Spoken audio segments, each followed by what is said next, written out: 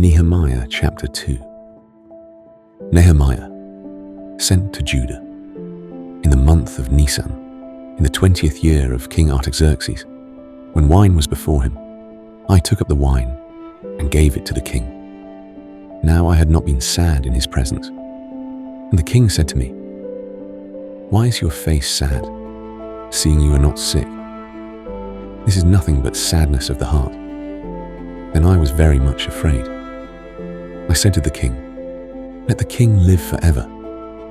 Why should not my face be sad when the city, the place of my father's graves, lies in ruins, and its gates have been destroyed by fire?"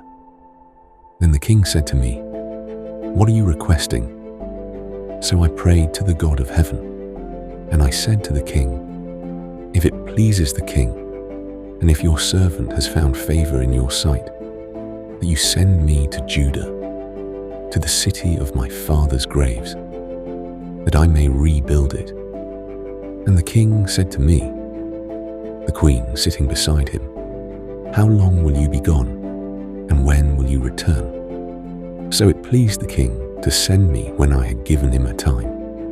And I said to the king, "If it pleases the king, let letters be given me to the governors of the province beyond the river, that they may let me pass through until I come to Judah, and a letter to Asaph, the keeper of the king's forest, that he may give me timber to make beams for the gates of the fortress of the temple, and for the wall of the city, and for the house that I shall occupy."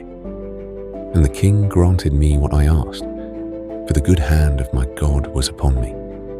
Then I came to the governors of the province beyond the river, and gave them the king's letters. Now the king had sent with me officers of the army and horsemen. But when Sanballat the Horonite and Tobiah the Ammonite servant heard this, it displeased them greatly that someone had come to seek the welfare of the people of Israel. So I went to Jerusalem and was there 3 days.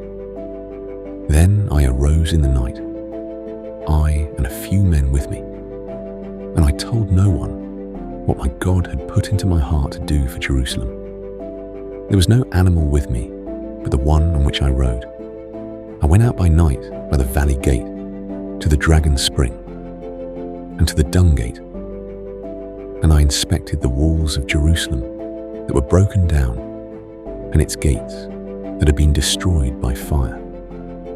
Then I went on to the fountain gate and to the king's pool, but there was no room for the animal that was under me to pass.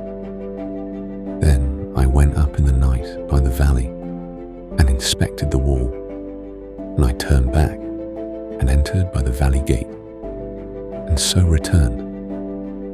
And the officials did not know where I had gone or what I was doing, and I had not yet told the Jews, the priests, the nobles, the officials, and the rest who were to do the work.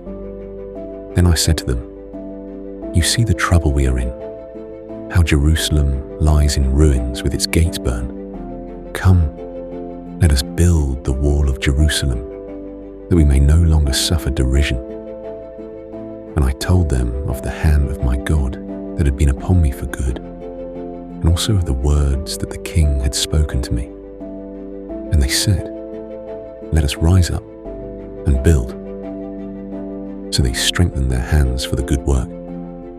But when Sanballat the Horonite and Tobiah the Ammonite servant and Geshem the Arab heard of it, they jeered at us and despised us and said, "What is this thing that you are doing? Are you rebelling against the king?"